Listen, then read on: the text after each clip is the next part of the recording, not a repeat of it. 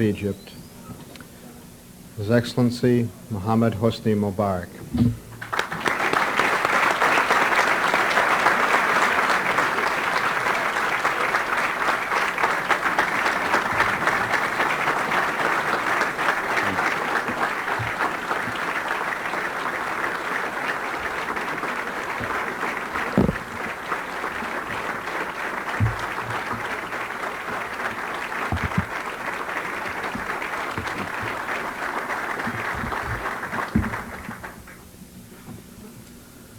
Mr. Chairman,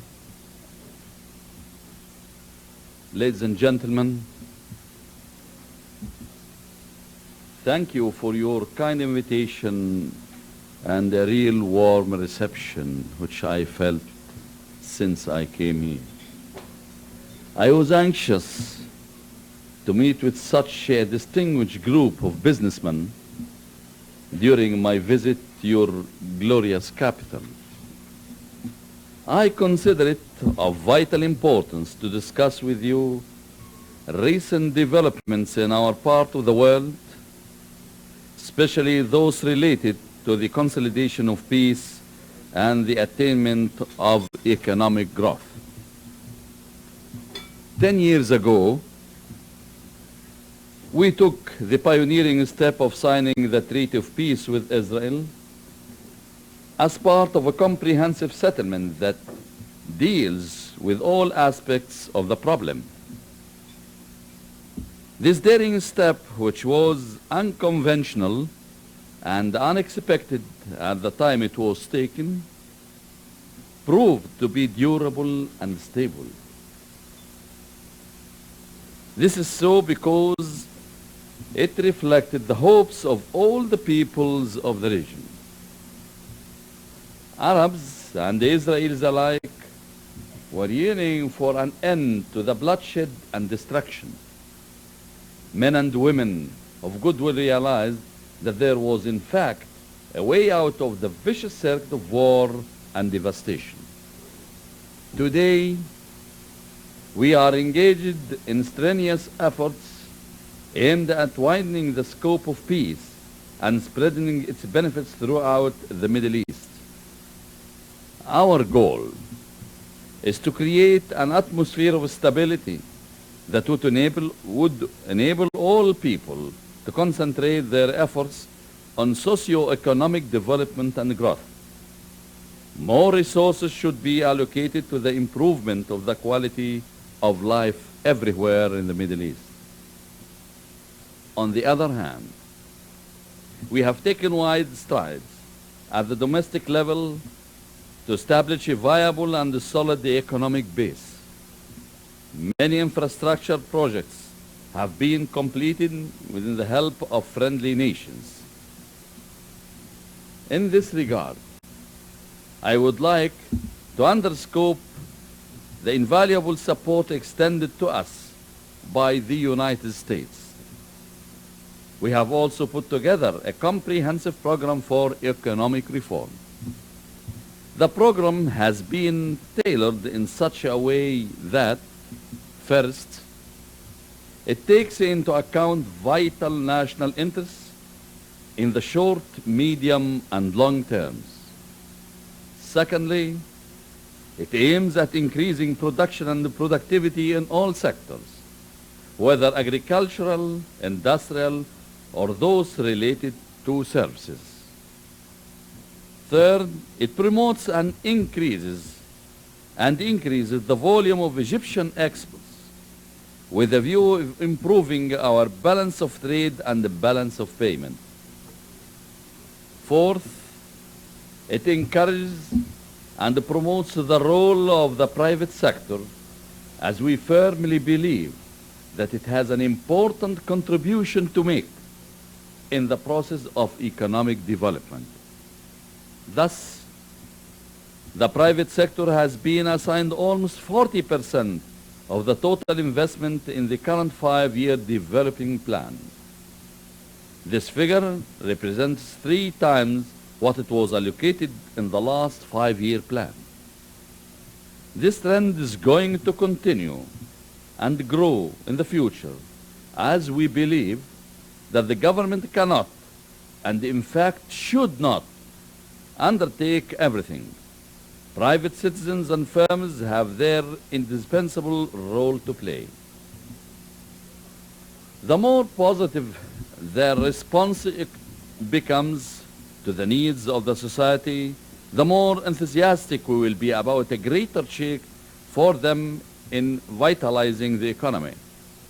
Number 5, it seeks to modernize the system of production in Egypt throughout the adoption of new technology suited for our needs. It gives added incentives to investment, both foreign and domestic. On the last 2 points, technology and investment, your role and contribution are of great importance. The United States is cooperating with Egypt in the implementation of the program. American firms and individual investors are invited to increase their contribution in this area for our common good. A greater American role reinforces the standing of the private sector in a practical manner. At the end of 1989, American private investment projects in Egypt totaled 125 with an investment cost of 1.5 million Egyptian pounds. We believe that the potential is greater for U.S. investment and that existing opportunities have not been fully explored.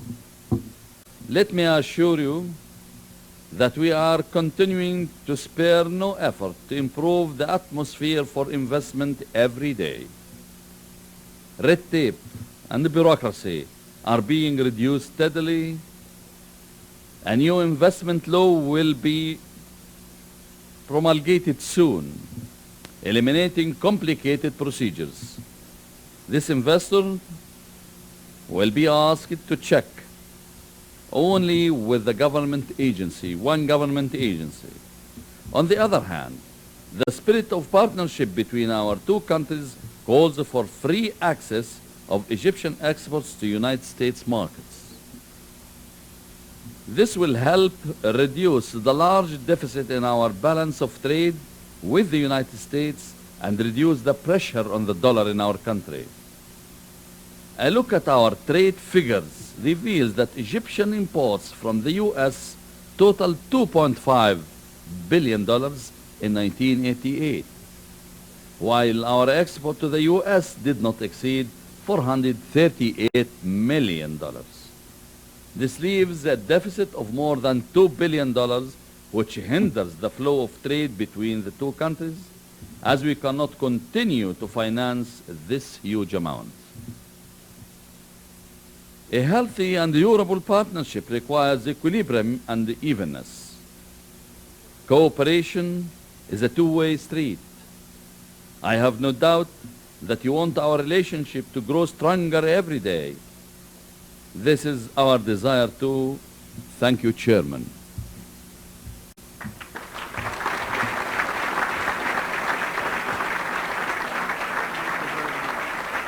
Waiting for the questions. Thank you, Mr. President. I'd now like to ask Mr. Shafik Gab, Executive Vice President of the Chamber, to ask the questions.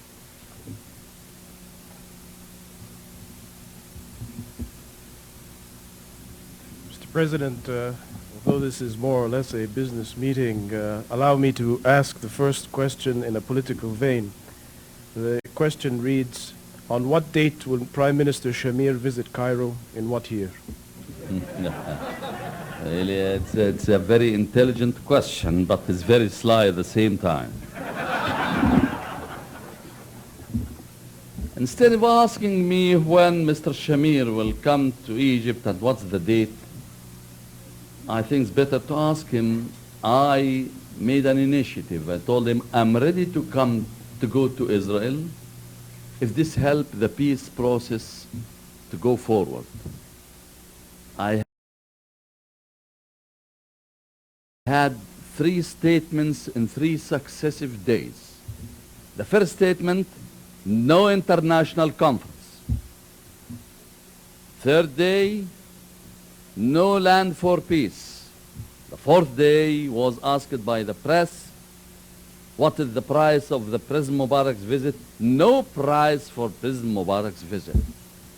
Then I received an invitation. Could this work?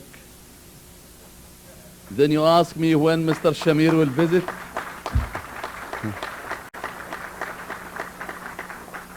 I am doing the maximum so as to feel some kind of flexibility to reach a comprehensive settlement for the problem of the Middle East. We are for peace. We are doing the maximum effort for peace to prevail. We are not biased to either sides, neither with the Palestinians nor with the Israelis. We are with the fair solution. A fair solution will be lasting. Peace is so important and so valuable that it worth any kind of concession. Peace is the life of the people. Peace will help raising the standard of the people. I think it's very important, and I think you could understand me in this sense.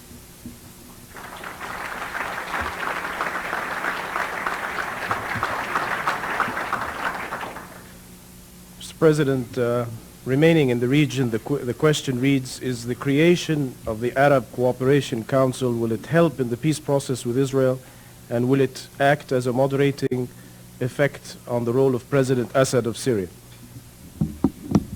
When we made this cooperation, it doesn't mean that we are making axes against anybody. It's not an axial cooperation under any circumstances. It's a matter of cooperation and moderation. We never touch Syria.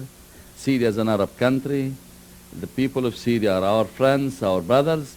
If there is some kind of reservations or some kind of no diplomatic relations, that doesn't mean that we have no linkage or no relation with the people. We have Syrians visiting Egypt every now and then, either directly or through any European country. This cooperation is meant for a kind of economic, a small market. This is the main principle of this cooperation, but it's not against anybody. At least, as far as Egypt is concerned and Jordan is concerned, with North Yemen and Iraq, I think you could consider it's a very moderate group. It's working under the umbrella of the Arab League, although we are still not a member in the Arab League. Moving to an economic question, Mr. President, the question reads, what important reforms has Egypt made in the economy since your presidency, and what reforms remain to be done? I think this question needs somebody who specializes in this, but I could tell you we had made lots of reforms. These reforms started since 1983. We are keen on the economic reforms for the welfare of our country, for the sake of our economy. And we are keen to go the reforms, but on gradual basis. We have very good experience with those who tried to jump by the reforms and there was a setback or a backfire. We are working on very gradual basis so as to make the people understand the situation and let the people realize that the reforms is there for their own future, for their own children, for the generations to come. But what kind of reforms? We made a lot of reforms in energy, in so many items, I can't enumerate them, lots of items, and still we have other reforms being on also gradually. Because we can't make very tough reforms because the people will not swallow it. As if a sick man, if you give him an overdose, he may die.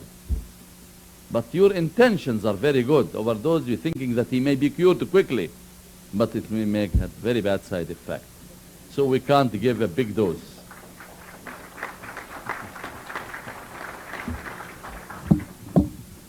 A related question, Mr. President. The government of Egypt is in deep negotiations with the IMF at the present time. Do you estimate an agreement in the near future? I hope and to reach a conclusion in the near future. I think there's some kind of understanding between our side and IMF, and I hope we will be concluding an agreement in the near future.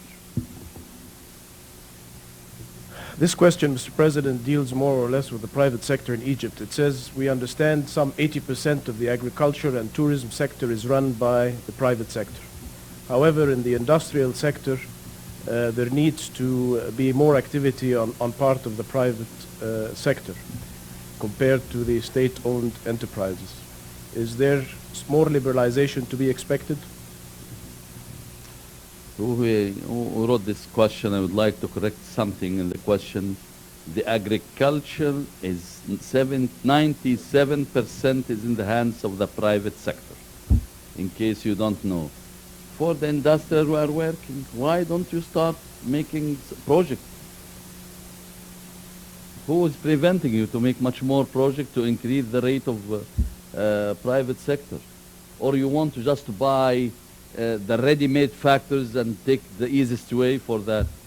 Anyway, we are keen on some factories, but we are going to liberalize the administration to have the maximum result from the projects we have with the public sector. Changing, Mr. President, this seems to be a question from possibly a Lebanese American. He says that you mentioned that there will be some efforts to deal with the Lebanese problem. Is this subject going to be dealt with in your negotiations with the U.S. to bring peace back to Lebanon? The Lebanese problem is completely connected with the Palestinian problem. And I think you know the beginning of the problem in Lebanon. It started since 1975, the beginning of the problem. This started in 1967 maybe, 70. When there was a big conference headed by Nasser at that time in Egypt, and I think after the conference he died. There was a problem with the Palestinians, also with Jordan. Then there's another new problem in Lebanon. I think it's connected completely with the Palestinian, with the problem of Palestine. If we could reach a comprehensive settlement, this problem will automatically be solved. Although we are making the maximum effort with the parts who are occupying the Lebanon so as to leave Lebanon and to withdraw from Lebanon, and the Lebanese partners could solve their own problems sitting on a round table. Mr. President, moving south, would you care to comment on the situation in Sudan at the present time? I think in a big gathering and can't comment on Sudan. Leave it for the politicians to speak there. Going back to an economic question, what plans, if any, is the government attempting to do to alleviate the population problem in Egypt? We are making very good the project of family planning, and it's declining now. The rate of birth is declining. But the point this year or the last year, that the rate of death have decreased. At the same time, the rate of birth, so we have lots of balance now. But I think it's declining. This takes a very long time. We are not going to kill the children if you are laughing for that.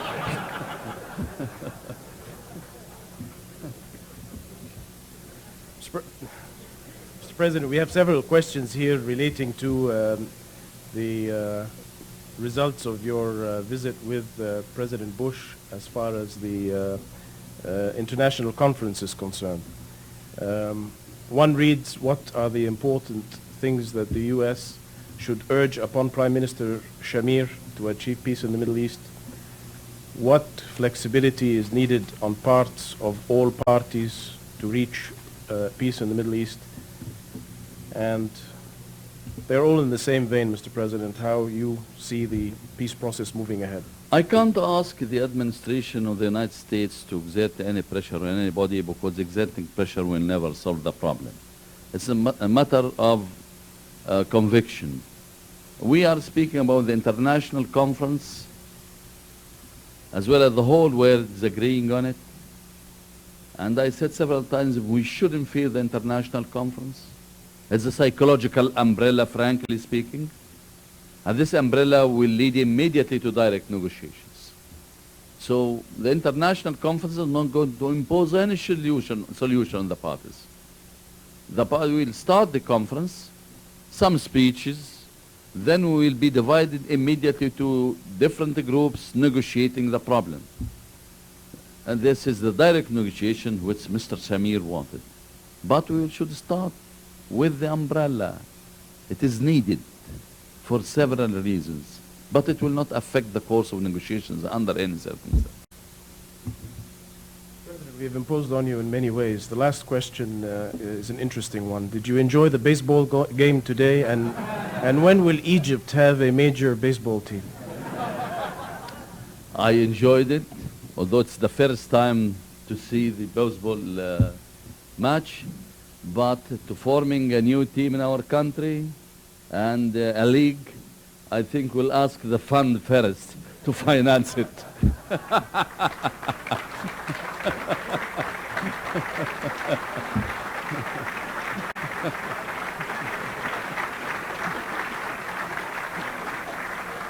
Thank you, Mr. President. I'd like to ask the Vice President of Membership, Mr. Anis, to come forward with the certificate.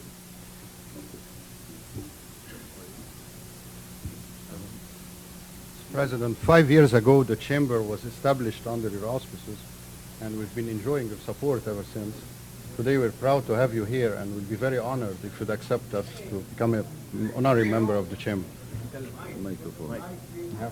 We'll be very honored if you accepted to become an honorary member of the American Chamber of Commerce in Egypt. Thank you.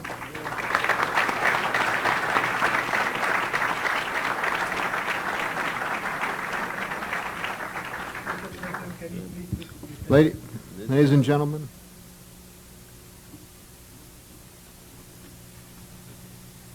Thank you. would you please remain seated for a few minutes after the President has departed? Thank you. Thank you very much. I really appreciate it.